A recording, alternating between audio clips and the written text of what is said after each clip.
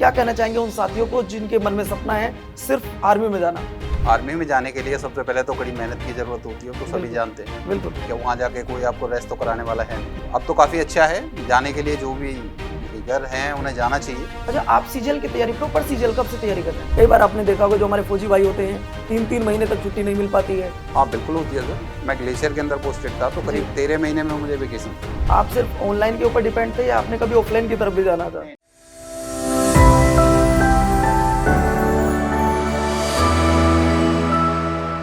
नमस्कार प्यारे साथियों, कैसे हैं आप सभी? मैं आपका दोस्त पवन मोरल आप सभी का स्वागत करता हूं आपके अपने परिवार एसएससी अड्डा 24/7 यूट्यूब चैनल पर।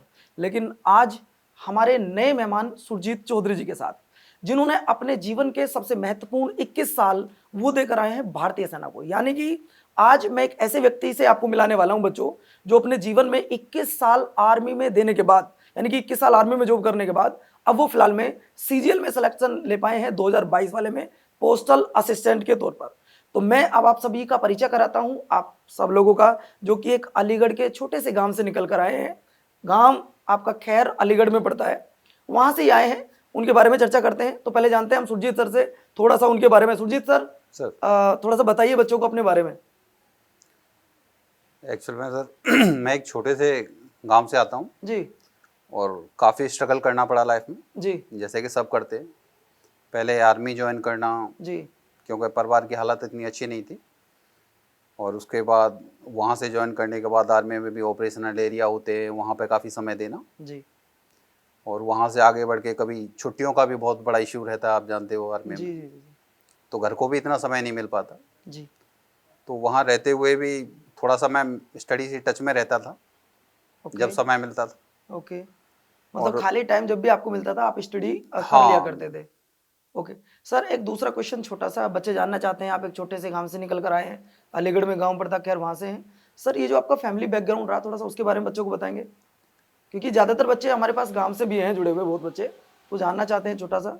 हाँ जी सर, बिल्कुल। जी परिवार में सर ऐसा कुछ खास नहीं था, पहले जी। सभी जैसे खेती करते थे वैसे ही अच्छा। परिवार में आगे बढ़ना शुरू हुआ। जी और हमारे दादाजी थे, वो एक टीचर थे, जी तो उन्होंने भी अपने समय पे, जब 81 की बात है शायद, तो वो भी काफ़ी स्ट्रगल ही कर रहे थे, जी क्योंकि इतना ज़्यादा कोई फाइनेंशियल अफेक्ट तो था नहीं जी जी जिससे चल पाता घर। जी तो सबको यही रहता था कि जब जल्दी से जल्दी जॉब मिल जानी चाहिए बच्चे को, अगर जी बड़ा हो गया जी तो। जी जब बड़ा हो गया तो बच्चा, फिर वो आर्मी एक क्रेज था बिल्कुल कि सर। बस जाते ही, हाँ हाँ, जल्दी जॉब लग जाती है। हाँ, एक छोटे परिवार से तो यही होता है कि कैसे भी जॉब मिल जानी चाहिए। बिल्कुल। तो जॉब मिलने के बाद थोड़ा सा अच्छा सा फील होता है उस समय। तो सर, आपने आर्मी को, अभी आपने बताया कि मैं आर्मी से 21 साल जॉब करके रिटायर आया हूँ। आर्मी में आपने कितने साल, कब ज्वाइन किया आर्मी को? 2000 में। 2000 में। तो 2000 से 2021 तक जो आपका एक्सपीरियंस रहा है, क्या कहना चाहेंगे उन साथियों को जिनके मन में सपना है सिर्फ आर्मी में जाना? आर्मी में जाने के लिए सबसे पहले तो कड़ी मेहनत की ज़रूरत होती है, तो सभी बिल्कुल जानते हैं बिल्कुल कि वहाँ जाके कोई आपको रेस्ट तो कराने वाला है नहीं। बिल्कुल सर। आप जाएंगे, आपकी अलग अलग एरियाज में पोस्टिंग होंगी, बिल्कुल। नॉर्थ टू साउथ, तो आप सब कुछ देख पाएंगे। जी जी और अब तो सेना में काफ़ी मॉडिफिकेशन हो गया है, जी हमारे समय पे वो था नहीं। बिल्कुल। तो अब तो काफ़ी अच्छा है जाने के लिए, जो भी ईगर हैं उन्हें जाना चाहिए। ओके सर, अपने इस एक्सपीरियंस में आपने बताया कि बच्चों को किस तरीके से मेहनत करनी चाहिए, कि उन्हें पूरा डेडिकेट होकर काम करना चाहिए। और मेन चीज़ है डेडिकेशन आपका, अगर आप उसको सही तरीके से कर रहे हैं तो आप जॉब ले सकते हैं। हाँ। मेन बात यहाँ पे ये निकल कर आती है, आपने बताया कि मैं छोटे से गांव से निकल कर आया हूँ। आपकी जो प्रारंभिक शिक्षा रही आर्मी में जाने से पहले, वो किसी गाँव में रही या आप कहाँ पढ़े सर प्रारंभ में? ये सब सर मेरे यहाँ जो मेरा नेटिव प्लेस पड़ता है खैरी, जी वहीं पे हुआ है। बिल्कुल। एक सरकारी स्कूल था जी KIC करके, जी वहाँ से मैंने ये सब कुछ किया है। ओके। उसके बाद जॉब मिलने के बाद तो फिर वहाँ पे। तो सर, आपका रिटायरमेंट जो हुआ वो कब हुआ, थोड़ा सा ये और बताइए बच्चों को। हाँ हाँ बिल्कुल सर, जी, ये 2020 में हुआ सर। 2020 में आपका रिटायरमेंट हुआ, अब चल रहा है 2023। सर क्या आप पिछले 3 साल से सीजीएल की तैयारी कर रहे हैं? नहीं नहीं सर, इससे तो पहले मैं बैंकिंग में था। अच्छा, 2020 में जब आप रिटायरमेंट लेकर आए, हाँ तो उसके बाद आपने बैंक ज्वाइन किया। हाँ सर। कौन सा बैंक ज्वाइन किया सर? SBI। एसबीआई। किस पोस्ट के लिए? सर उसमें बेसिक ही होता है, क्लर्किकल पोस्ट। ओके। तो अभी बहरहाल ये है कि आप बैंक में सेलेक्टेड हैं। हाँ सर। और आज एक बड़ा खुशी का माहौल है कि आप सीजीएल क्वालिफाई किए हैं 2022 सर पोस्टल असिस्टेंट के लिए। तो सर एक्सपीरियंस बताइए थोड़ा सा बच्चों को उस चीज को लेकर। एक बंदा वो है जो फ्रेशर अपने एग्जाम की तैयारी कर रहा है, 1 साल में अपना सिलेबस कंप्लीट करेगा, 1.5 साल में करेगा, फिर एग्जाम देने जाएगा। लेकिन आपने तो 20 साल तक जॉब की है, उसमें कैसे आपने अपनी स्टडी को कंटिन्यू बनाए रखा? क्योंकि सीजीएल कोई छोटी पोस्ट तो है नहीं, पोस्टल असिस्टेंट छोटी पोस्ट तो है नहीं, सीजीएल के द्वारा कराया गया है। तो सर क्या कहना चाहेंगे इन साथियों को? सर यही है, एक तो एक जो प्लेटफॉर्म है ना पढ़ाई के लिए, जी। वो होना बहुत जरूरी है। अच्छा जैसे कि मैंने आते ही ज्वाइन किया था अड्डा को, अच्छा और एक पैड बेस्ड ज्वाइन किया था, जी जिससे मैंने दोनों ही एग्जाम क्रैक किए आपके, जी। तो बैंकिंग का भी जी और एसएससी का भी। अच्छा, आप सीजीएल की तैयारी, प्रॉपर सीजीएल कब से तैयारी कर रहे हैं? प्रॉपर सीजीएल तो ये करीब एग्जाम होने से 2 महीने पहले से। अच्छा, 2 से 3 महीने पहले हाँ। तैयारी कर रहे हैं। ओके सर, आप सबसे पहले एक बात बताइए, और आपकी बात तो बच्चे ज्यादा सुने, मैं कहूंगा आपसे प्यारे साथियों, देखो होता क्या, एक फ्रेशर आया, 2 साल में तैयारी की, नंबर लिया, एक्साइज इंस्पेक्टर बन गए या कैग में चले गए, वो एक अलग बात होती है। लेकिन बच्चों अपने जीवन के जो 18 साल 20 साल है ना, वो हमने अपनी देश सेवा के लिए दिए हैं, देश पर न्यौछावर किए, अपने परिवार से दूर रहकर। कई बार आपने देखा होगा जो हमारे फौजी भाई होते हैं, 3-3 महीने तक छुट्टी नहीं मिल पाती है। कई बार ऐसा भी होता है सर, घर वालों से बात नहीं होती है 24-24 घंटे। मान लो आप किसी हिल एरिया चले जाते हैं तो हम क्या होती है ये प्रॉब्लम? हाँ बिल्कुल होती है सर। मैं ग्लेशियर के अंदर पोस्टेड था, तो करीब 13 महीने में मुझे वेकेशन मिली। ओके, तो बच्चों आप इस चीज़ को सोच सकते हैं कितनी हार्ड जॉब होती है। लेकिन हमारे भाई, हमारे बड़े भाई इस समय मैं आपको बता दूं रिटायरमेंट ले चुके हैं, और आज बहुत खुशी की बात है कि एक जॉब छोड़ी, रिटायरमेंट लिया आर्मी से, बैंक में सिलेक्शन लिया, अब बैंक को रिजाइन किया है, अब सिलेक्शन लिया है बच्चों इन्होंने सीजीएल 2022 पोस्टल असिस्टेंट के पद पर। सर एक क्वेश्चन जो बच्चे भी बार बार कमेंट्स कर रहे हैं, आपने आने के बाद अपना सिलेबस कैसे कंप्लीट किया? क्या स्ट्रेटजी रही आपकी सिलेबस कंप्लीट करने के लिए? क्योंकि सर आप एक गांव से हैं, इतने साल आपने आर्मी में दिए हैं, कैसे इतने टाइम में आपने कंप्लीट किया मैथ को, रीजनिंग को, जीएस को, इंग्लिश को, सब्जेक्ट वाइज स्ट्रेटजी आपकी क्या रही? सर वो मैंने आपके जो एक अड्डा का महापैक आता जी। है, उसके थ्रू उसमें स्पेशल क्लासेज होती हैं सारी बिल्कुल की, सर। तो वो सब ज्वाइन की रेगुलर बेसिस पे। जी फिर उसके दोबारा एक रिवाइंड अप करने के लिए उसके वीडियो को ना दोबारा प्रीव्यू किया, बिल्कुल। और उसके बाद कुछ आपके सेट्स होते हैं, जी बिल्कुल, जो प्रैक्टिस सेट आते प्रैक्टिस हैं, सेट। हाँ, तो उनसे काफ़ी सारे मॉक लगाए। ओके। फिर मैंने अपने आप को स्टैंडर्ड देखा कि मैं किस सब्जेक्ट में अच्छा हूँ, बिल्कुल उस पर फोकस कम करके जो सब्जेक्ट अच्छा था मेरा, मैंने जहाँ अल्टरनेटिव में वीक था वहाँ पे फोकस करना शुरू कर दिया। तो सर मैथ, रीजनिंग, जीके और इंग्लिश, आपका सबसे बेस्ट सब्जेक्ट कौन सा है? मेरा सबसे बेस्ट रहा इंग्लिश सर। इंग्लिश। और सबसे वीक कौन सा है? वीक मान लीजिए आप रीजनिंग। रीजनिंग। तो आपने रीजनिंग को तैयार करने के लिए, क्योंकि भाई जो मेरा अच्छा वो तो है ही है, लेकिन जो चीज वीक है उसको स्ट्रॉन्ग कैसे किया? वो सौरभ सर एक क्लासेस देते हैं आपके, ओके। काफ़ी बिल्कुल हेल्पफुल क्लास है उनकी। जी जी वो जी बेसिक से लेते हैं, और वहाँ पे कुछ सोचने समझने की जरूरत ही नहीं होती है। बिल्कुल वो जितना डायग्राम आपके दिमाग में सेट करते हैं वो बिल्कुल। कंप्लीट है, एक एग्जाम के लिए नहीं, किसी भी एग्जाम के लिए। बहुत बढ़िया। तो बहरहाल आपने रीजनिंग अपनी कंप्लीट की। एक तो पहले सर एक बात और बताओ, क्योंकि जो बच्चा नया होता है वो ये जरूर पूछता है, क्या सर मैं पहले दिन से ही मॉक लगाने लगूं? नहीं नहीं नहीं, तो पहले बच्चे को क्या करना चाहिए? सबसे पहले बच्चे को फाउंडेशन तैयार करना चाहिए आप। जी, अब जब इंग्लिश आप पढ़ना शुरू करोगे और एबीसीडी के बारे में नहीं जानोगे, तो आप कैसे आगे बढ़ पाओगे? मतलब कहने का ये है कि आप ये कहना चाहते हैं पहले सिलेबस कंप्लीट करना चाहिए। हाँ बिल्कुल। ओके, तो सिलेबस आपने कंप्लीट लगभग 2 महीने में कंप्लीट कर लिया हाँ था। सर। क्योंकि आपने बताया कि इंग्लिश मेरी पहले से स्ट्रॉन्ग थी, तो आपको सर एक जो सबसे बड़ा डर बना रहता है बच्चों का, जीएस को लेकर, जीएस आपने अपनी कैसे कंप्लीट की? जीएस में भी सर मैंने 56 मार्क्स स्कोर किए हैं। बहुत बढ़िया। और जीएस एक्चुअल में ना हमारे आशुतोष सर पढ़ाते हैं, जी जी वो ऐसे लैंग्वेज में पढ़ाते हैं, बिल्कुल आप गांव वाला बच्चा बहुत जल्दी अडॉप्ट कर लेता है उसको। बिल्कुल बिल्कुल मैं तो रात को जैसे जब स्लीपिंग टाइम होता था अपना, तो 10 बजे से 11 बजे तक उनका लेक्चर ही सुनता था, ओके। देखता नहीं था, केवल सुनना था। अच्छा, सुन के हिस्ट्री याद हो जाती हाँ है? ये सब्जेक्ट ही ऐसा है सर? हाँ, सुनने से ही केवल ऐसा होता था कि आपको मेमोराइज रहता है वो। बिल्कुल बिल्कुल, बहुत बढ़िया। तो सर ये तो सब्जेक्ट वाइज बात हो गई, हमने हिस्ट्री की सॉरी हमने मैथ की बात की, रीजनिंग की बात की। अब मैं बात करता हूँ, इंग्लिश आपकी अच्छी है, मैथ आपने कैसे कवर किया?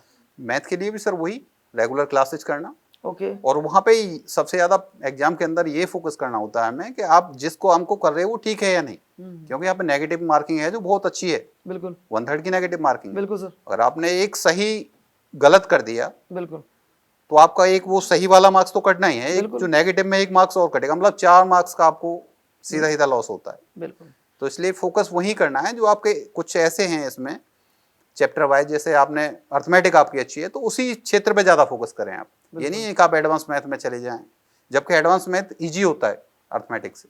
तो सर पहले सिलेबस कंप्लीट करना चाहिए आपके कहने के हाँ मुताबिक, बिल्कुल सर। और उसके बाद मॉक टेस्ट लगाने चाहिए। हाँ हाँ बिल्कुल। तो आपने लगभग पेपर से पहले कितने मॉक टेस्ट लगाए होंगे? करीब मैथ के सर पर डे एक लगाता था मैं। पर डे एक सेट लगाते थे। रीजनिंग का?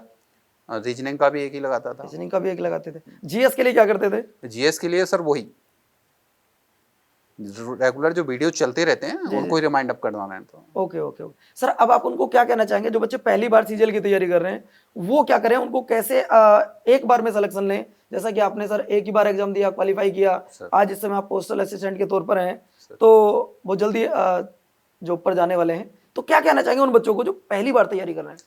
फर्स्ट में तो सर सबसे पहले आपको ना अपना फाउंडेशन अच्छा करना होगा। कोई भी एग्जाम आप जब ही क्लियर कर सकते हो जब आपका किसी बारे में आपको जानकारी है। अब जानकारी नहीं है तो आप कैसे किसी एग्जाम को निकाल पाएंगे? आप सिर्फ ऑनलाइन के ऊपर डिपेंड थे या आपने कभी ऑफलाइन की तरफ भी जाना था? नहीं, ऑफलाइन कभी समय नहीं मिला, लाइफ इतनी हेक्टिक थी। बिल्कुल बिल्कुल। तो प्यारे साथियों, जैसा कि अभी आपने जाना, सुरजीत सर ने अपने एक्सपीरियंस के बारे में बताया कि उन्होंने अपने जीवन के 20 साल आर्मी में, फिर 3 साल आपके बैंक में, और अब वो सीजीएल क्वालिफाई करके पोस्टल असिस्टेंट के तौर पर सिलेक्शन ले चुके हैं। तो सुरजीत जी क्या कहना चाहेंगे अब आप, क्योंकि अब आप इस समय पोस्टल असिस्टेंट में सिलेक्शन है लिया है आपने, तो मम्मी और पापा का क्या रिएक्शन था उस समय? उन्हें बहुत अच्छा लगा सर। अच्छा, तो मम्मी और पापा क्या करते हैं? अभी डॉक्टर हैं वो। दोनों ही डॉक्टर हैं। हाँ। बहुत बढ़िया। तो प्यारे साथियों, इस समय सुरजीत जी पोस्टल असिस्टेंट के तौर पर सिलेक्शन ले चुके हैं, और आपको बता दूं इन्होंने सिर्फ, और अगर मैं बात करूं एग्जाम स्ट्रेटजी को लेकर, तो इन्होंने बताया कि कोई भी बच्चा अगर पहली बार तैयारी करता है, चाहे वो गांव से हो या फिर शहर से हो, उनको सबसे पहले अपना सब्जेक्ट वाइज सिलेबस कंप्लीट करना होगा। जो बच्चे स्टार्टिंग में मोक लगाने लगते हैं सर, कई बार बच्चे डिमोटिवेट हो जाते हैं। आपने मान लो पहली बार तैयारी करने गए आप लोग, और आपका सिलेबस कंप्लीट नहीं है, आप मोक टेस्ट लगाने लगे, और आपके 50 क्वेश्चन थे, मान लो किसी भी सब्जेक्ट के 50 क्वेश्चन थे, आपके जब वहां पे 10 क्वेश्चन ठीक होते हैं ना, तो आप वहां डिमोटिवेट हो जाते हैं। हाँ बिल्कुल बिल्कुल बिल्कुल। तो ऐसे बच्चों को क्या करना चाहिए? सबसे पहले अपना सिलेबस कंप्लीट करना चाहिए। सर एक और क्वेश्चन, आर्मी में आपकी एक फिक्स सैलरी थी? हाँ बिल्कुल आर्मी में फिक्स ही सैलरी होती फिक्स ही है। होती है। इसके बाद बैंक में आपकी सैलरी फिक्स हो गई। हाँ वहाँ भी थोड़ा सा बताएंगे क्या सैलरी स्ट्रक्चर रहा है आपका? आर्मी में आपने ज्वाइन किया 2001 में, तब क्या सैलरी थी, और अब जब आप रिटायरमेंट लिए तब क्या सैलरी थी?